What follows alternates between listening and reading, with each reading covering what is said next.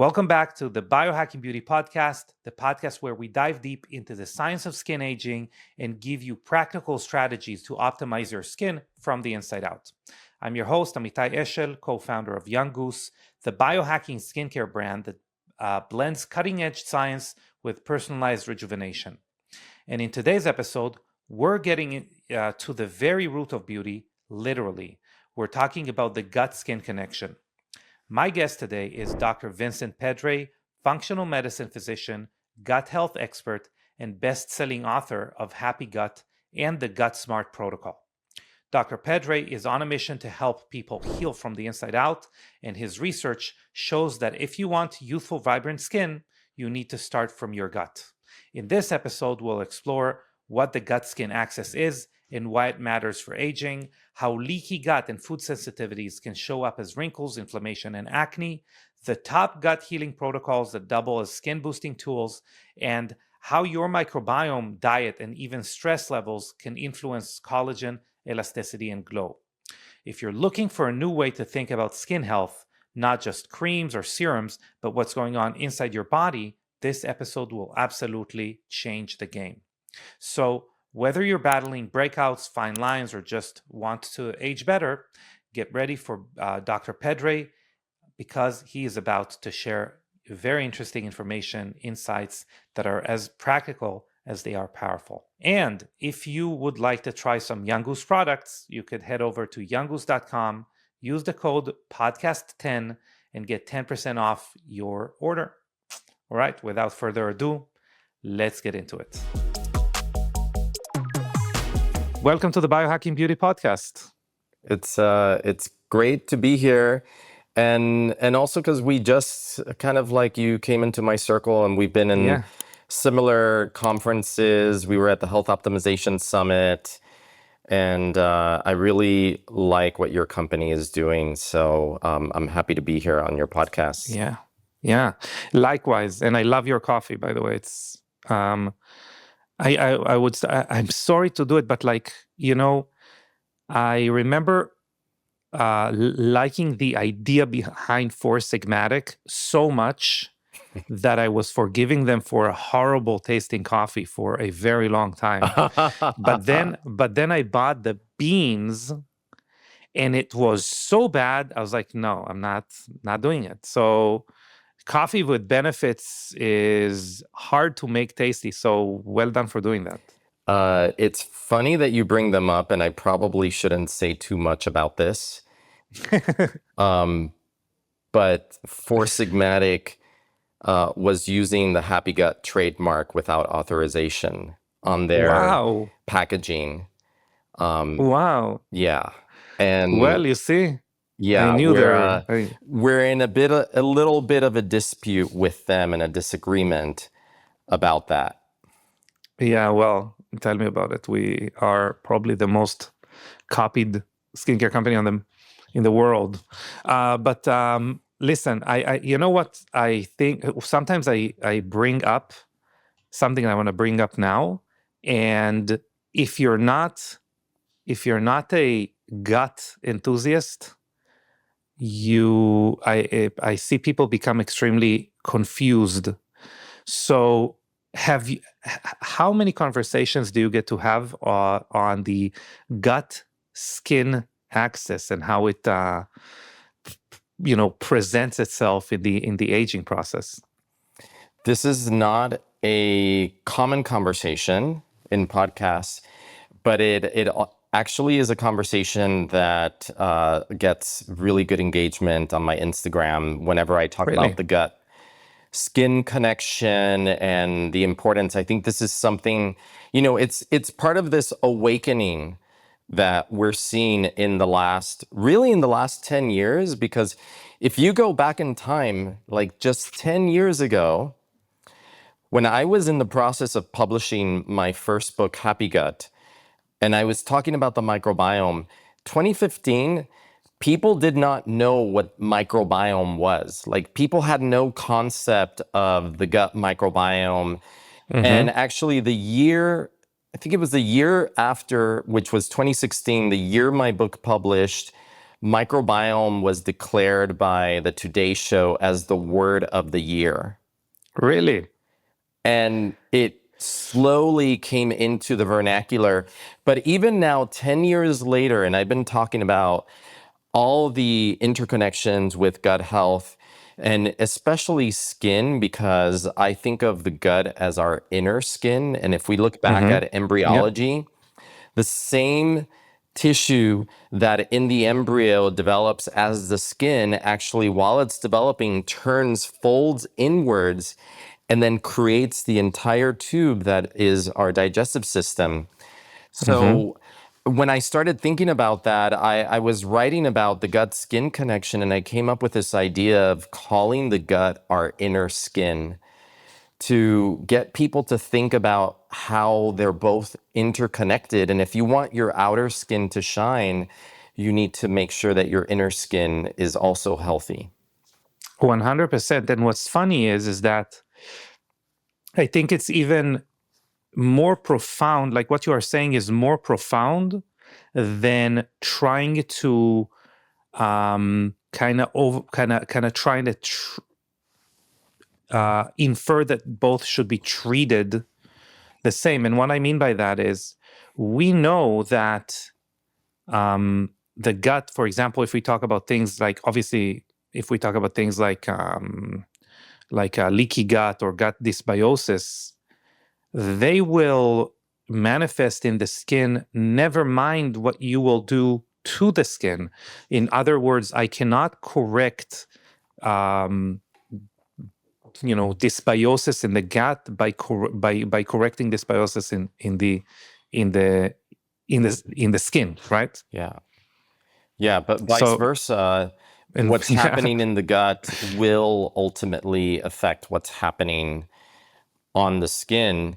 And we know that there's different types of beneficial bacteria that even being in the gut are going to influence different things like the production of sebum on the gut, and even the skin barrier, because people don't think about this, but there is such thing as leaky skin.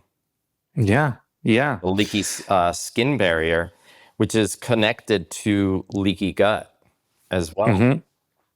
Yeah, and I think it's important, and in order for people to, no pun intended, to be able to digest that, I think it's important to explain that really what's leaking into our body, although it could be microbes or digested remains or whatever, it's really faulty information, right? It is information that is confusing the system because it's not supposed to be there. Yeah.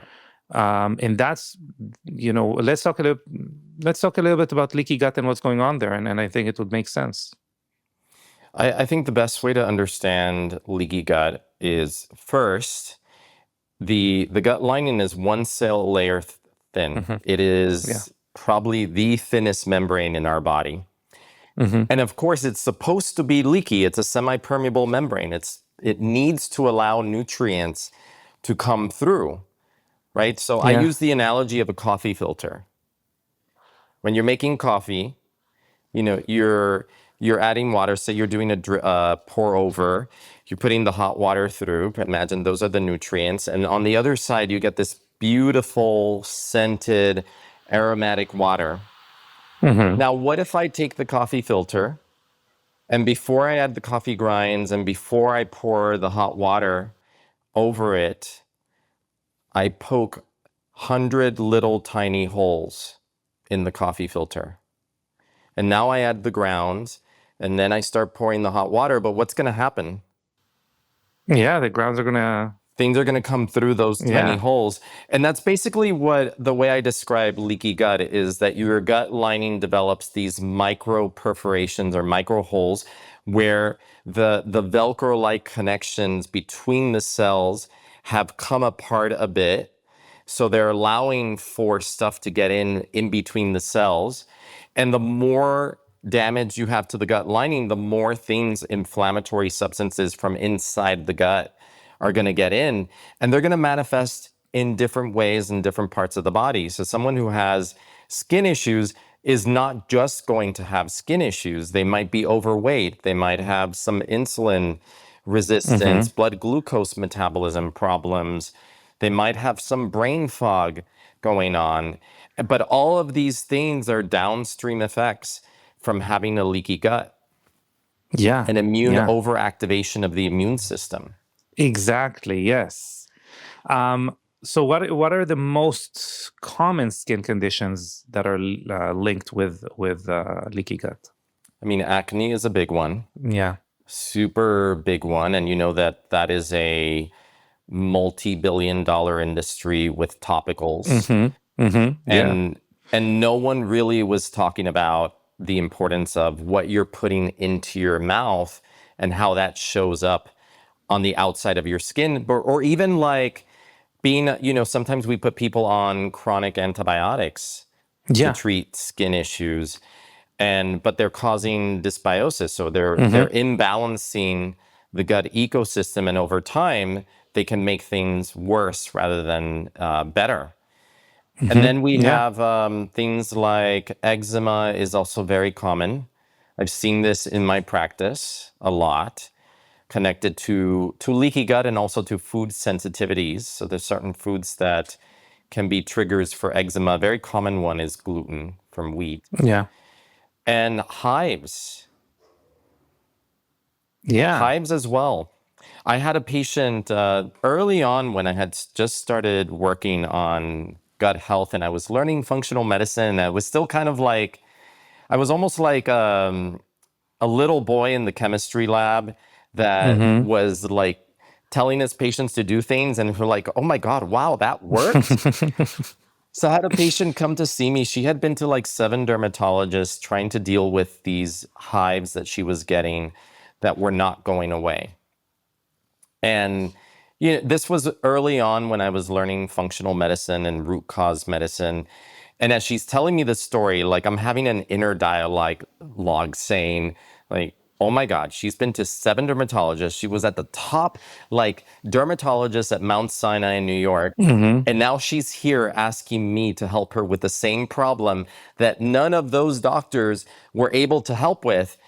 But then I put that aside and I said, okay, well, what do I understand and what do I know? That what's manifesting on the skin is actually something that's going on inside the gut. And she was actually Irish. And a lot of people from Ireland actually will have HLA markers for celiac disease and potentially not do well with gluten. So I did some testing on her and found and concluded that she was probably gluten sensitive. She was not very happy because she's like, I'm going to have to give up pasta and bread. And I said, look, let's do it for 4 weeks and then check in. In 4 weeks, her hives were down by 50%. Wow. Nothing else had affected it. And at that point, I told her, why don't we continue for a little bit longer? Another 4 weeks. In 2 months, the hives were gone. Wow. We were working on healing the gut, probiotics, things like that, and leaky gut. And she had been going to dermatologists for months or even up to a year, just being given topical steroids and things, but no resolution because no one was thinking about, well, where is it coming from? Rather than treating from the outside in, it had to be treated from the inside out.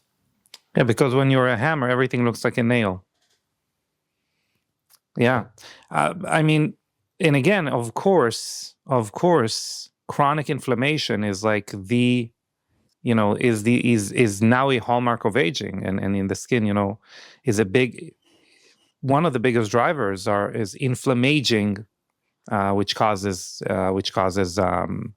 obviously early onset of wrinkles, laxity, but really also talking about the gut, it's also something else that people don't talk about enough, I think, which is glycation, which is, sugar molecules, the sugar that we eat attaching to collagen and making it less supple. So there's a lot of people, even if someone's past the age where they care about acne, they don't have acne, they don't have any autoimmune issues, it's still a big driver of how they look at the end of the day or in the morning is what they put into their mouth. One thing that I always thought was so dramatic when I would put people on my 28-day gut reset, which was part of the program that I created with my first book, Happy Gut, that published at the end of 2015, almost 10 years ago.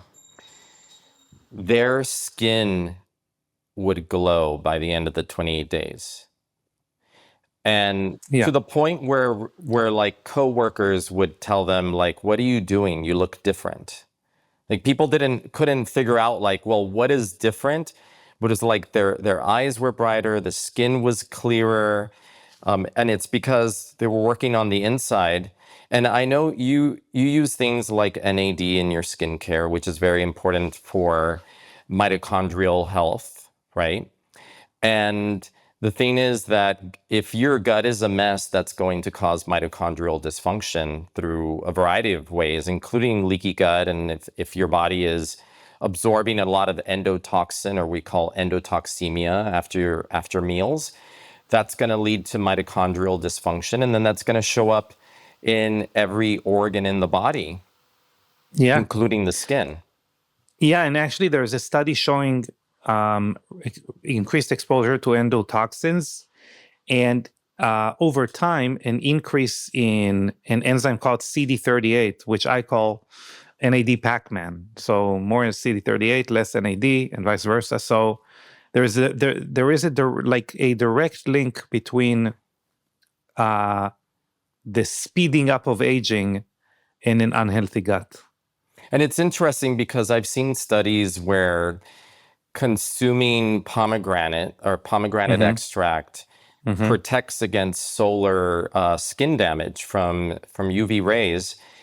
But if you look at it from the gut perspective, pomegranate has polyphenols that feed the gut microbiome. And one of the things that the pomegranate polyphenols help with is restoring the mucus layer, which is on the other side of the gut lining. And the mucus layer, imagine that the mucus layer is like the moat around an old medieval castle. And it's your protective layer, but things like antibiotics, microplastics, poor diet, like overgrowth of bad bugs, is going to decrease that moat where the outside wall of the castle is not protected. But something like pomegranate actually helps the body regenerate that mucus layer and rebuild it, which then is part of what is needed in order to reseal and heal the gut lining. Yeah, it's funny because Nestle has a company that's called Timeline Nutrition, Timeline Longevity now. And Nestle, invests, tens of millions of dollars paying Andrew Huberman and whoever to say, hey, people should take this postbiotic, which is called urolithin A. Yeah. But the funny thing is like, hey, we're really missing the point here. Urolithin A is created when you're eating pomegranate or taking pomegranate extract, and your gut is going to make it anyway, but you're missing like all of these other plethora of benefits. By the way, other postbiotics like urolithin B and C, which I believe a lot of the and studies, butyrate also. Yeah, like what are we doing? Like it's so easy, it's cheaper and easier to take pomegranate extract or pomegranates than buying $100 worth of supplements. Well, the other thing is that this postbiotic might actually be bypassing the actual reason for the dysfunction of the mitochondria. And yeah, there's a connection to gut health, but there's also connection to diet and overexposure to inflammatory fats and not enough omega-3 fatty acids, and the destruction of the bilipid membrane of the mitochondria, which is composed of phosphatidylcholine and phospholipids. And it may be that urolithin A is like putting the cart before the horse. You have to Mm-hmm. correct these other things first in order for something like urolithin A to work better. Yes. Yeah, I agree. So what would you say, what supplements would you say um, are making a dent or having a good effect on the gut? What supplements do you think are, and I know it's extremely individual, but what have Yeah. you seen to be effective? And actually, something that it connects to something we talked about between ourselves off air. How are you as a physician, day in day out? How are you making decisions what to have in a product that needs at the end of the day to affect gut health?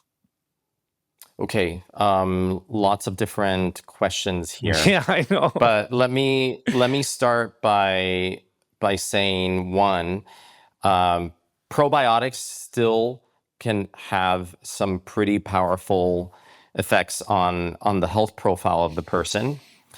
Different probiotics have different properties. Not every probiotic is right for every person, and not every probiotic is right for every condition.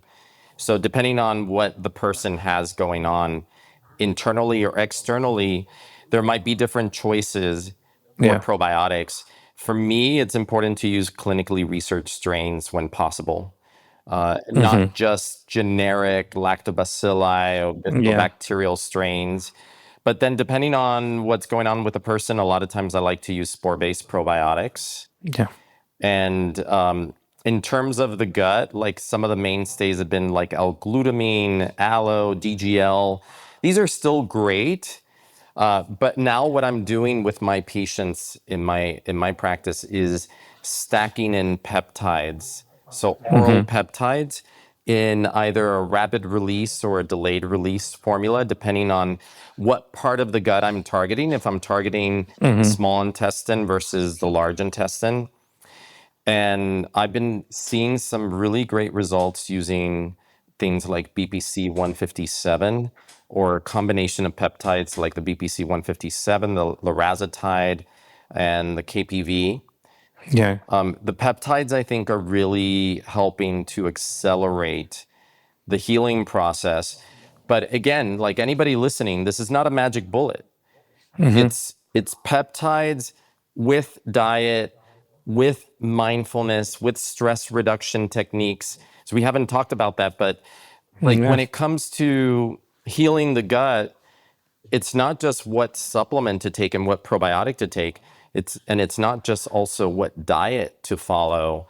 It's what can you do to create a safer, more relaxed ecosystem for your nervous system so that your whole body can heal.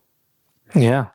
Yeah, it's funny because often I try to give a simple explanation of the relationship between chronic stress and its impact on actually both the gut and the And the skin. skin. Yeah. And I'm saying, hey, just look at every president before they got into office and after. Maybe the present one excluded, but even him, you can see how stress impacts the person ages like Yeah, or even three even decades things within. like when I was a kid, I was always so impressed with my mom used to tell me stories about my great uncle who was a doctor in Cuba, and that he was also kind of a jokester. And she said when he would walk with her, he could Hmm. look at people and tell her what their issues were, their health issues, Wow. just by looking at them. And as a kid, I thought, wow, that sounds like a superpower. Uh, but then at some point later on in my career, I started noticing that I could do the same thing. You look at someone and you can think like, oh, they drink too much alcohol. You're seeing like the Hmm. redness here around the nose, maybe some nasal acne or pimples or those almost like ingrown pimples that you see with that. Or like even like things like vitiligo or eczema, and you know that the person's gut is a mess. Yeah. Yeah. Yeah, it's funny. Irrelated. It's kind of not related, but doing jujitsu for over a decade, you could do it. I could do it by touching someone as well. I can kind of assess how um, well they are at fighting. I know it's a little different, but really, within like 5 seconds by touching someone's shoulder, you know if they can handle themselves in a fight or not. So I get it, and obviously, being a long time in the skincare business, you can also tell, hey, you're eating too much sugar, your skin is very brittle and doesn't bounce back into place, or other things There as are well. some Yeah. interesting things like someone who has gluten sensitivity and is eating too much gluten, Mm-hmm. they will actually look puffy. Yeah. Like their Yeah. their face is holding on to a lot of Mm-hmm. extra water. They will look almost like a Pillsbury Doughboy. Yes.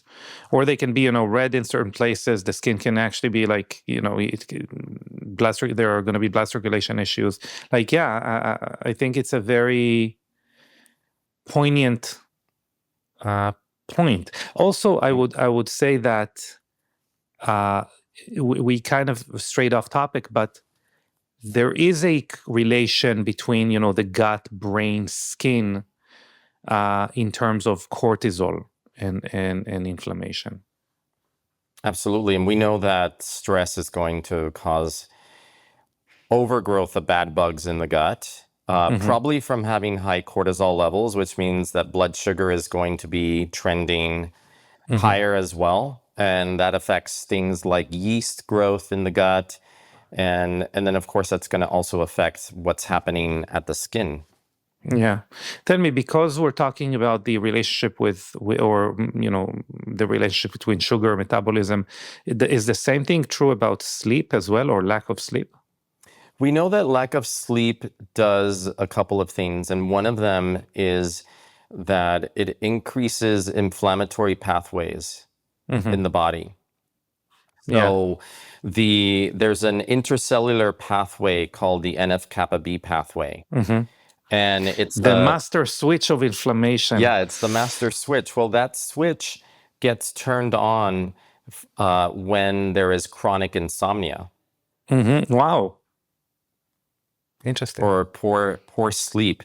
The interesting thing too is like bidirectional, because I've been working with several patients on sleep and find that when they usually have some level of dysbiosis, leaky gut, Mm-hmm. you start working on the gut and the sleep starts to improve. Mm-hmm. Yeah, definitely. I think there's more to that. I think obviously, our bugs. It's called the second brain. They connect. They interact with our brain. I think there is also a lot to the ability to calm down and relax, and having no gut dysbiosis and vice versa, which would obviously lend itself to better sleep.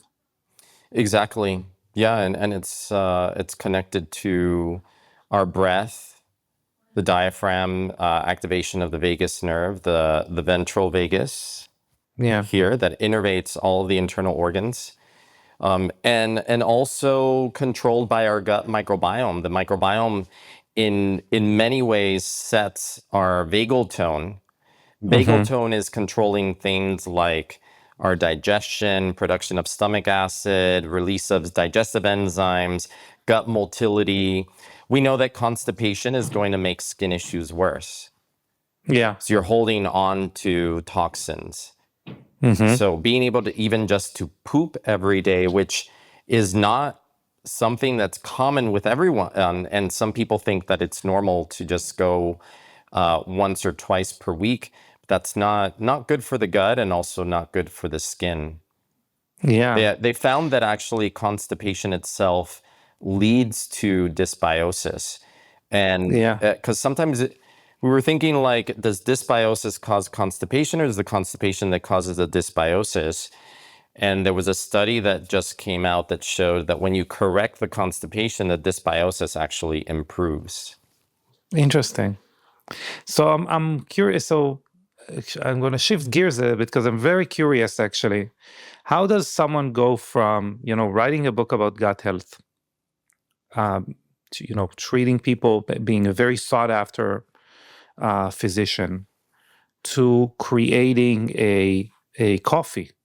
What, walk me through the decision making there, or what was the point where you said, coffee would be my Yeah. vehicle? It seems random, right?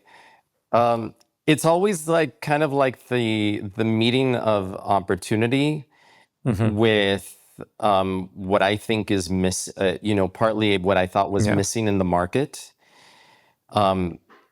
Being a coffee lover myself, but having actually given up coffee for 7 years because coffee made me too jittery and Hmm. also made me sick to my stomach. And back then, like this is now going back probably like 9, 10 years.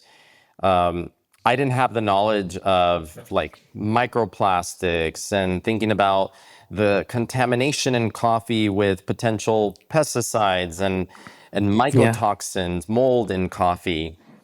So it's really like it was a combination of opportunity and also thinking about where is everyone? Like where do people start their day? And And really, what are the micro habits that actually can have macro effects on our health? And one of them, and one of the biggest micro habits that like billions of people on this planet share is drinking coffee. 150 American adults drink a cup of coffee every single day, and 2 billion cups of coffee are served worldwide every day. It is the most consumed beverage. And what I found missing in that conversation was the gut. No one was looking at it from the angle of gut health.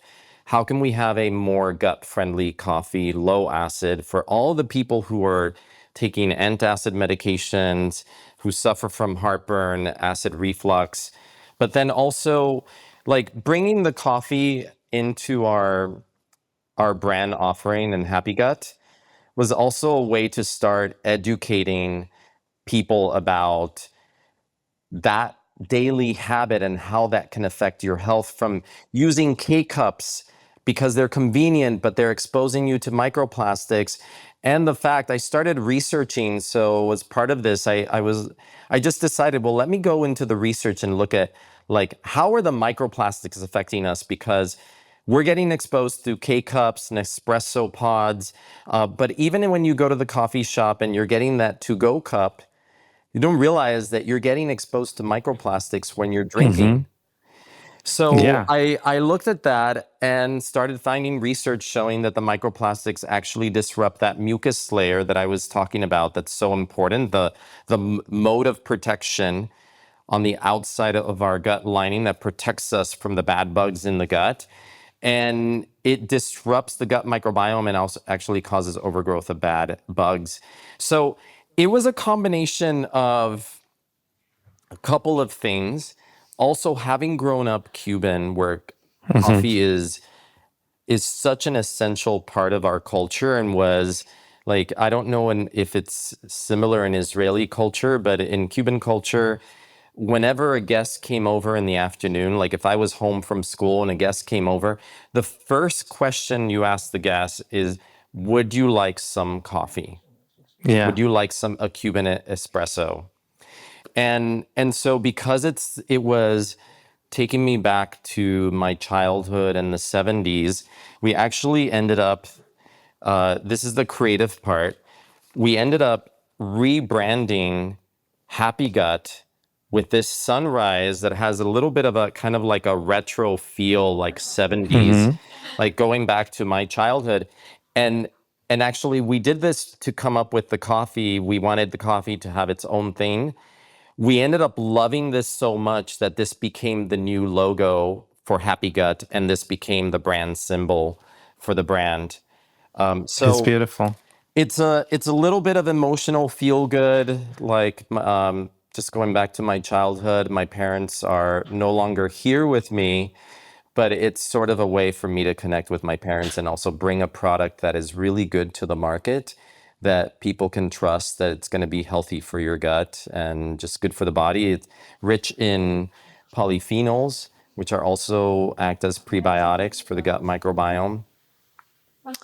I'm a sucker. Yeah, I love it. I'm a sucker for things that I like doing and that would be good for me as well. Like if you're solving that issue for me, I'm a sucker for it. You know, I remember being a teenager and looking at the cool kids smoking, and I was telling myself, if there was only a healthy cigarette, something that could actually get healthier, cooler, stronger, whatever, while smoking, I would love that cigarette. So that to me is a concept that I think you're obviously. And it's interesting because the coffee then inspired a reformulation of our leaky gut formula that we call Leaky Gut Advantage into a vanilla flavored formula that goes really well with the coffee, because we thought, well, let's have people do what they do already and then show them how they can stack in a healthy habit.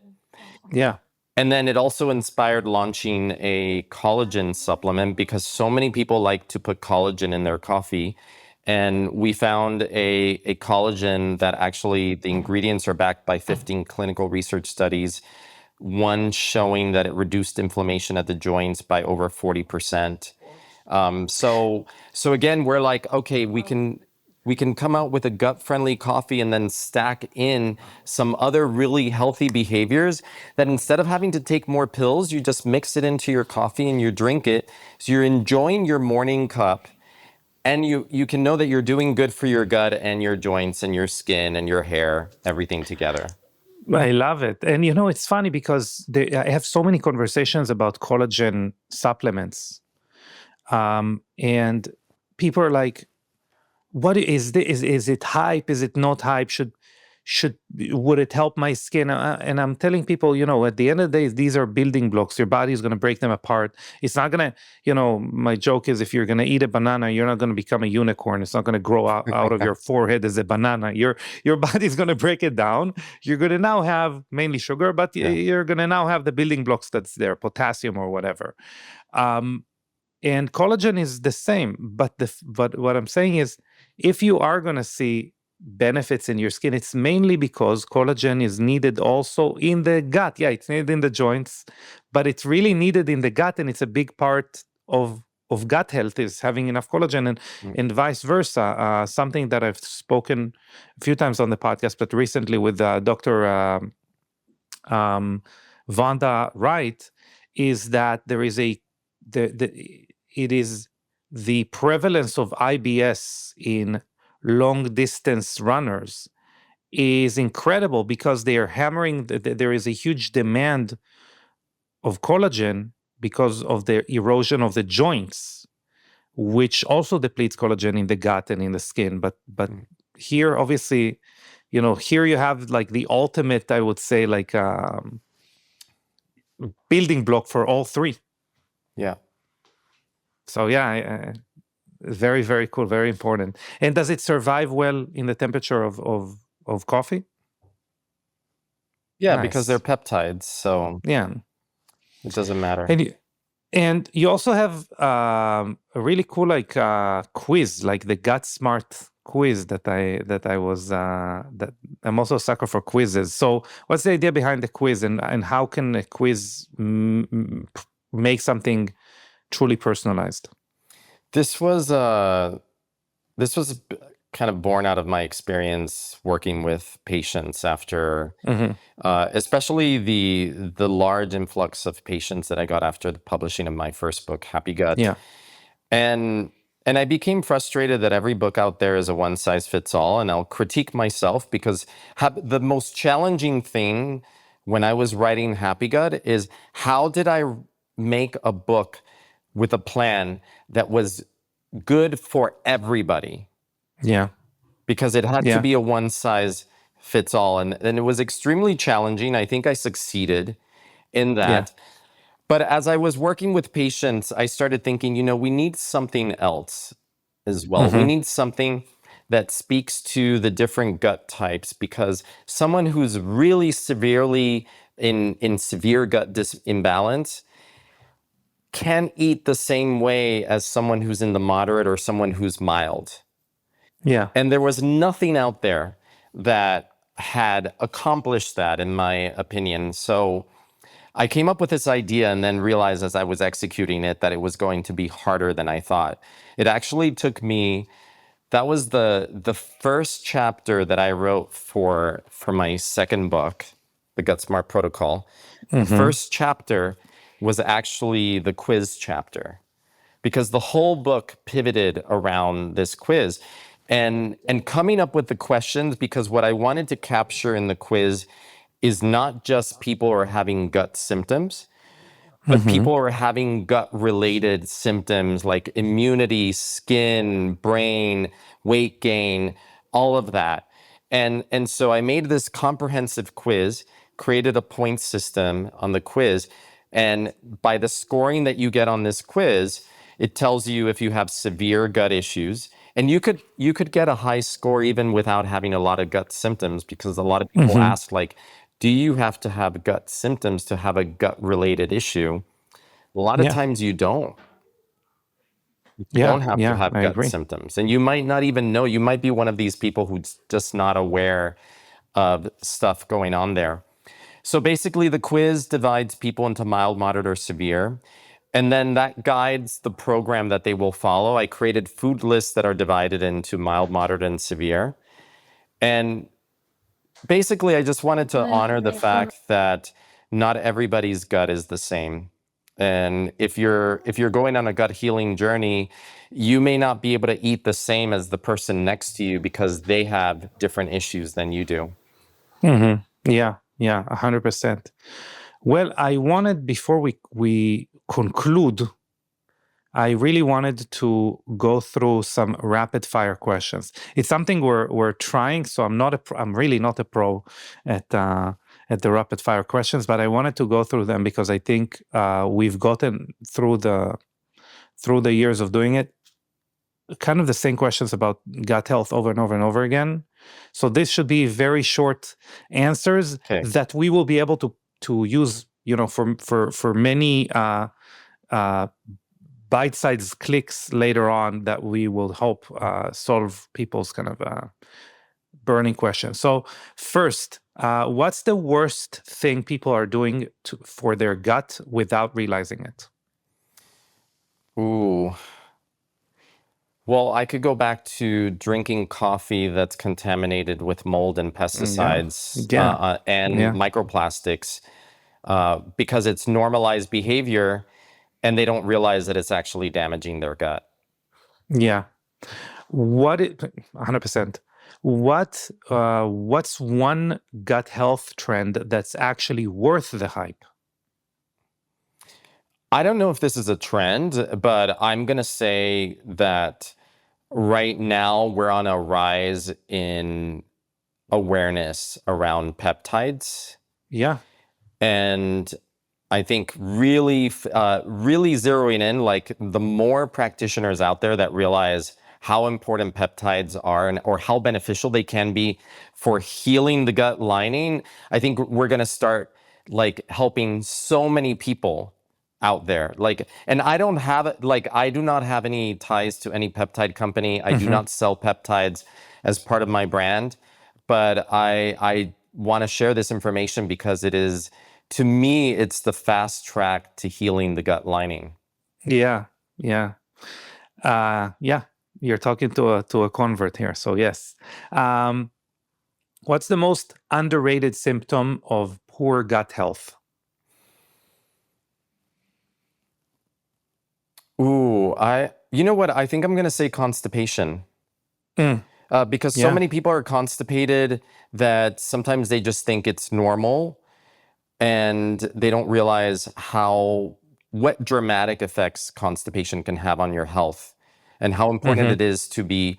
We know that we detoxify by sweating through our skin, by peeing out metabolites, but the other way that we detoxify is by pooping, and it's Yeah. super important that we do that every single day. Yeah. What's one food people think is healthy but wrecks the microbiome? Ooh, let's think about this for a moment. This is a good question.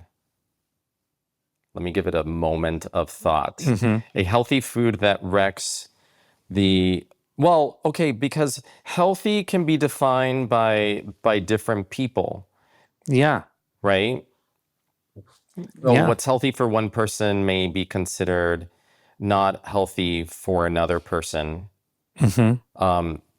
I will say, okay, I will say because I've seen this in I hope it's not in the trends as much as it was before. Yeah. But eating kale. Yeah. Yeah. Kale is incredibly difficult to digest. It's abrasive to the gut lining. And honestly, we don't have the gut microbiome capacity to break down something with such a thick cellular wall as kale. And Mm-hmm. I think it's kind of dying down as a health trend, but it was such a big health trend. Yeah. I For don't see as much T-shirts anymore saying kale. No, no. I mean, but I just think that I've just seen too many people eating raw kale salads that presented with horrible gut health. Yeah. Talking about trends and things people talk about now, especially I would say like influencers. Uh, is your bloat actually a gut imbalance in disguise? Always. Hmm. Yeah, Yeah. I would say 100%. Like if there is bloating, there's something going on. But Yeah. it could be a number of things. You could have a parasite. You could have different types of parasites. You might have yeast overgrowth. You might have bacterial overgrowth in the small intestine. You might just be constipated and that's making you bloated. Yeah. You may be Yeah. drinking too many carbonated beverages. Yeah. Like, I mean, there's so many of these like flavored carbonated drinks nowadays. It's always a combination of things, but if you're bloated, it's not normal. Yeah. Yeah. I agree. Last, but not least, what's the wildest transformation you've seen from healing the gut? I mean, I had a patient that did my 28-day program stacked 2 months in a row. He was a guy. He lost over, I think in the end, it was definitely like around 35 pounds that he Wow. lost. He went from being inflamed and swollen with painful joints to just being the picture of health just Wow. by healing the gut. And of course, in that, like, we took things out of the diet that he thought were Hmm. okay, like pancakes and syrup, and he was having a lot of sugar. So that was Yeah. probably one of my most dramatic transformations that I've seen. I get it. I remember being in a mall outside of St. Louis, probably around 2016, looking for a healthy food option. And in the food court, the place that was called Healthy Food, their healthy food option was PB&J sandwich on white bread. That was the healthy food. Uh, and they made me a shake, and they didn't understand why I don't want the sugar water. Anyway, listen, Dr. Vincent Pedre, you are a wonderful person off air as you are on. And I am very excited for people to be listening to this episode because we don't talk about it enough. And I love what you're doing. And I wish you a lot of success because a lot of people need you to succeed. Thank you.